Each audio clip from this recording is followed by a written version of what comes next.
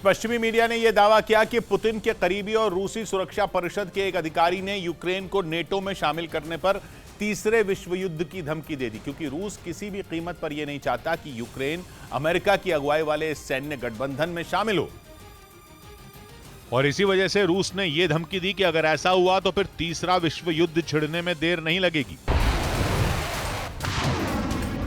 पश्चिमी मीडिया का दावा है कि पुतिन किसी भी वक्त यूक्रेन को तबाह करने के लिए परमाणु बम गिरा सकते हैं। यही नहीं, वो कई बार पश्चिमी देशों को भी एटम बम से निशाना बनाने की धमकी दे चुके हैं। पुतिन के जानने वालों का कहना है कि वो कोई कोरी धमकी नहीं दे रहे हैं, बल्कि अगर पुतिन को यूक्रेन की जंग में हार दिखने लगी तो वो एटम बम गिराने से नहीं चूकेंगे। हालांकि अभी तक इसकी नौबत नहीं आई है, लेकिन रूसी सुरक्षा परिषद के एक अधिकारी अलेक्जेंडर वेनेदिक्तोव की धमकी ने पूरी दुनिया को खौफ से भर दिया।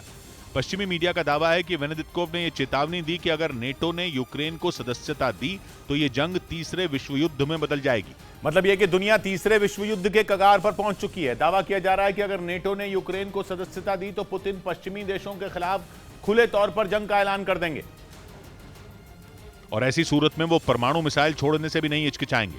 रूस की तरफ से परमाणु बम चलेंगे तो जाहिर है उसके हमले का जवाब देने के लिए पश्चिमी देश भी एटम बम का इस्तेमाल करेंगे, जिसका नतीजा होगा दुनिया की तबाही। यही वजह है कि रूसी सुरक्षा परिषद के अधिकारी अलेक्जेंडर वेनेदिक्तोव ने पश्चिमी देशों को यूक्रेन को नेटो में नहीं शामिल करने की नसीहत दी। असल में 30 सितंबर को पुतिन ने यूक्रेन के 4 इलाकों ज़ापोरिज़िया, खेरसोन, डोनेत्स्क और लुहांस्क को रूस में मिलाने का ऐलान किया था। उनकी इस घोषणा के कुछ ही घंटों बाद ज़ेलेंस्की ने नेटो की सदस्यता हासिल करने के लिए आवेदन कर दिया था, जिससे पुतिन आग बबूला है। वो ये नहीं चाहते कि यूक्रेन नेटो का सदस्य बने, क्योंकि अगर यूक्रेन इस सैन्य गठबंधन में शामिल हो गया तो पश्चिमी देशों की सेनाएं उनके दरवाजे पर खड़ी हो जाएंगी, जो पुतिन कभी बर्दाश्त नहीं करेंगे। असल में यूक्रेन पर रूस के हमले के पीछे की सबसे बड़ी वजह भी यही है। जंग से पहले यूक्रेन हर हाल में नेटो में शामिल होना चाहता था, जबकि पुतिन उसे बार बार ये जिद छोड़ने की बात कह रहे थे। लेकिन ज़ेलेंस्की ने पुतिन की एक न सुनी और वो अपनी जिद पर अड़े रहे। नतीजा ये हुआ कि रूस ने 24 फरवरी को यूक्रेन के खिलाफ सैन्य अभियान शुरू कर दिया। पुतिन के इस अभियान से डरकर फिनलैंड और स्वीडन ने भी नेटो की सदस्यता हासिल करने के लिए आवेदन कर दिया। हालांकि अभी तक उन्हें इस सैन्य गठबंधन की सदस्यता नहीं मिली है और दावा किया जा रहा है कि पश्चिमी देश यूक्रेन को भी नेटो में फौरन शामिल नहीं करने वाले हैं, क्योंकि उन्हें यह बात अच्छी तरह पता है कि यूक्रेन के नेटो में शामिल होने पर पुतिन पश्चिमी देशों के खिलाफ ही जंग का बिगुल बजा देंगे। बीच खबर है कि यूक्रेन को ऑस्ट्रेलिया एक बार फिर पुतिन की फौज को धूल चटाने वाले बुशमास्टर देगा।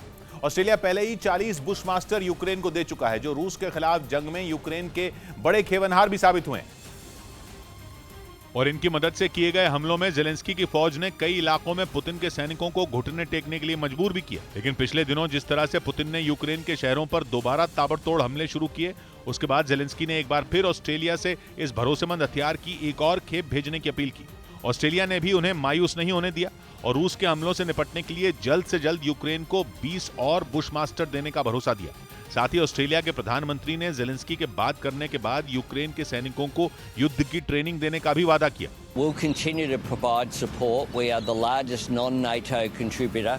असल में ऑस्ट्रेलिया की ये बख्तरबंद गाड़ियां ऊबड़-खाबड़ रास्तों पर भी फर्राटा भर सकती हैं और सैनिकों को बम धमाकों से भी बचाने का मादा रखती हैं। और यूक्रेन युद्ध से पहले ये बख्तरबंद गाड़ी अफगानिस्तान और इराक वॉर में अपने पराक्रम से अमेरिकी सेना को भी अपना मुरीद बना चुकी है, क्योंकि 11 टन वजन वाली एक बुशमास्टर बख्तरबंद गाड़ी में बैठकर 10 सैनिक जंग के मैदान में दुश्मन पर हमला बोल सकते हैं। ये गाड़ियां सैनिकों को लैंडमाइन से भी बचाती हैं और मशीन गन से दागी गई गोलियां भी इनका कुछ नहीं बिगाड़ पाती।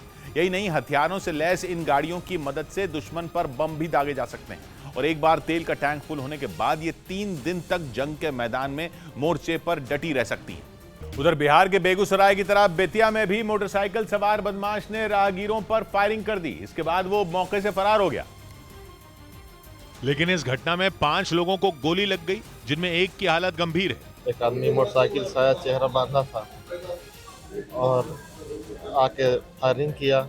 इससे पहले बेगूसराय में भी इसी तरह मोटरसाइकिल सवार बदमाशों ने लोगों पर ताबड़तोड़ फायरिंग करके सनसनी मचा दी थी।